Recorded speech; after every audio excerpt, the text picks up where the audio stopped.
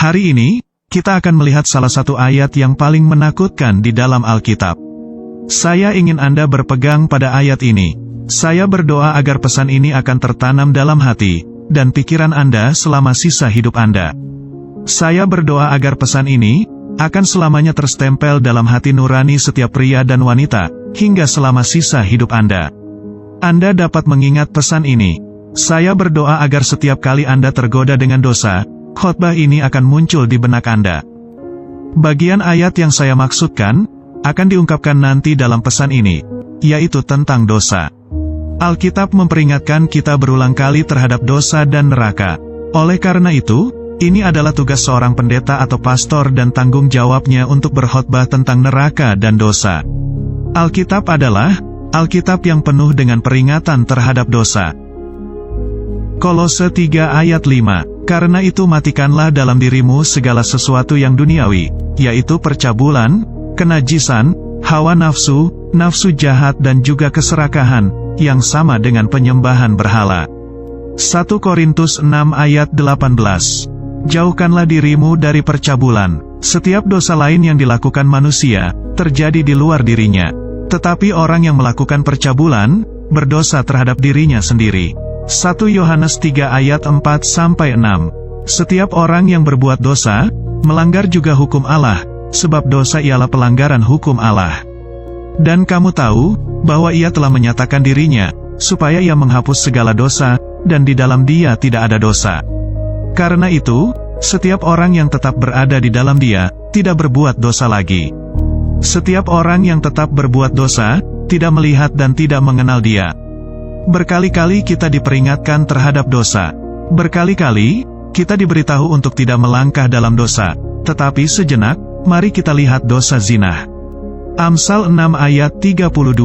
Siapa melakukan zina tidak berakal budi, orang yang berbuat demikian merusak diri. Anda lihat, ini adalah bukti bahwa tidak semua dosa itu sama. Pada akhirnya semua dosa membawa kematian tetapi tidak sama. Anda tidak bisa berbohong dan berdosa terhadap tubuh Anda sendiri. Anda tidak bisa berbohong dan menghancurkan jiwa Anda. Apa yang dikatakan ayat ini kepada saya adalah bahwa efek dari dosa berbeda. Alkitab dengan jelas mengatakan, jika Anda melakukan perzinahan, Anda benar-benar menghancurkan jiwa Anda sendiri. Tetapi Alkitab tidak mengatakan pencuri menghancurkan jiwanya sendiri, atau pembohong menghancurkan jiwanya sendiri, tetapi pezinah menghancurkan jiwanya sendiri. Efek dari dosa berbeda, tujuan akhirnya sama. Ada sesuatu yang serius tentang amoralitas seksual yang saya percaya, kita sebagai manusia tidak sepenuhnya pahami. Sekarang, inilah ayat dari kitab suci, yang saya maksudkan di awal. Salah satu ayat paling menakutkan dari Alkitab yang akan Anda temukan, yaitu Amsal 9 ayat 16-18, tapi mari kita mulai dengan Amsal 9 ayat 16-17. Siapa yang tak berpengalaman, singgahlah kemari, dan kepada orang yang tidak berakal budi katanya, air curian manis, dan roti yang dimakan dengan sembunyi-sembunyi lezat rasanya. Di sini, wanita ini mengutip ungkapan terkenal tersebut. Ungkapan terkenal yang merupakan setengah kebenaran. Dan kita semua tahu bahwa setengah kebenaran adalah sebuah kebohongan. Dan menurut saya, setengah kebenaran sebenarnya lebih buruk daripada sebuah kebohongan. Karena setengah kebenaran mungkin menipu Anda daripada kebohongan yang nyata.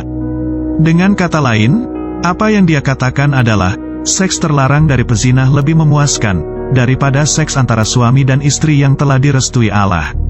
Oleh karena itulah, ungkapan itu mengatakan, air curian manis, dan roti yang dimakan dengan sembunyi-sembunyi lezat rasanya.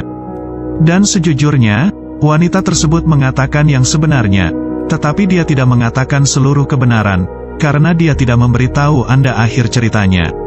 Sejujurnya, ada kesenangan dalam dosa. Orang tidak akan melakukan dosa, jika itu menyakiti mereka. Orang berbuat dosa karena ada kesenangan dalam dosa. Itulah kebenarannya. Dosa dapat membuat Anda merasa begitu baik. Dosa bisa membuatmu melupakan semua masalahmu sejenak. Ada kenikmatan dalam dosa untuk jangka waktu tertentu, dan kesenangan dan dosa itulah yang dia bicarakan. Ada daya pikat asli dalam kegembiraan, kemandirian, persahabatan, dan kesenangan dalam melanggar perintah, dan hikmat dan nasihat Tuhan.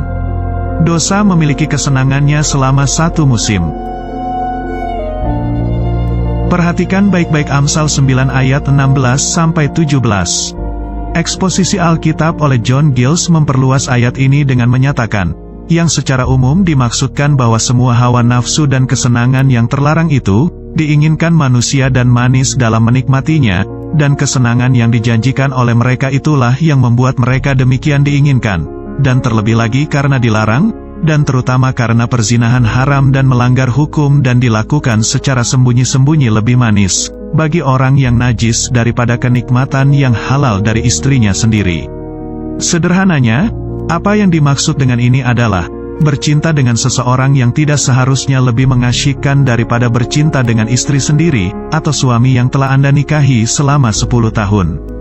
Dengan kata lain, dosa pribadi sangat menyenangkan. Apakah dosa pribadi itu percabulan, atau perzinahan atau pornografi?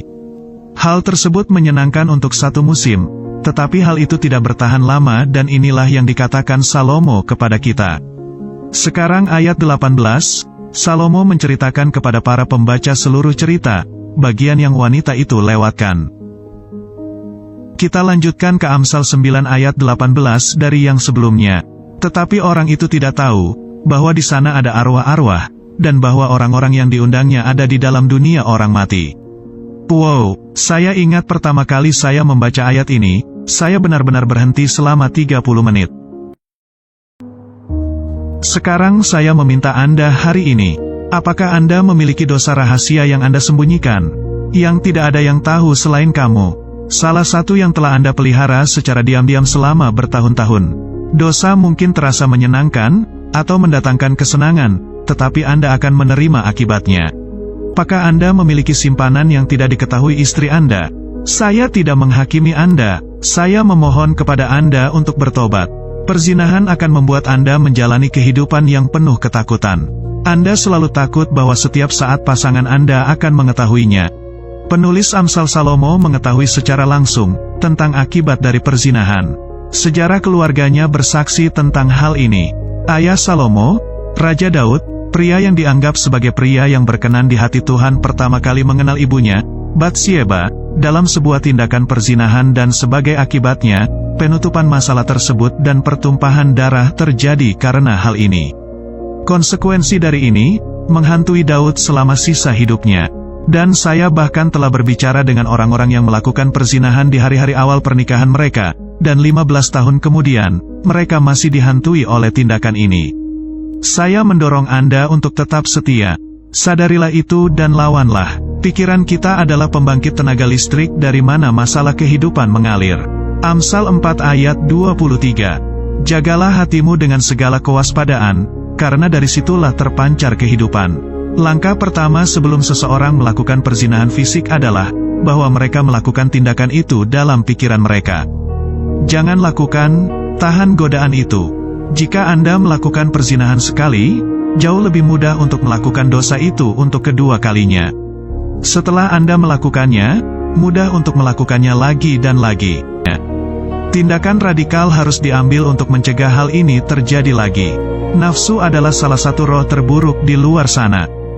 Alasan mengapa saya mengatakan ini adalah, karena nafsu membuat orang, membuat keputusan bodoh. Orang-orang cerdas, orang-orang yang lebih pintar dari Anda dan saya, membuat keputusan yang bodoh karena semangat nafsu ini. Dalam cengkeraman nafsu dan godaan, mereka yang melakukan perzinahan sering tidak mempertimbangkan betapa merusaknya, atau mereka tahu risikonya tetapi menganggap kesenangan itu sepadan dengan pertaruhan itu. Kenikmatan 20 menit tidak sebanding dengan penderitaan seumur hidup. Kenikmatan dosa secara harfiah, hanya berlangsung untuk jangka waktu tertentu, tetapi hal itu mengarah pada kesedihan seumur hidup dan konsekuensi yang menyakitkan. Izinkan ayat kitab suci ini menjadi peringatan bagi Anda. Karena bagi saya, itu benar-benar salah satu ayat yang paling menakutkan yang pernah saya baca.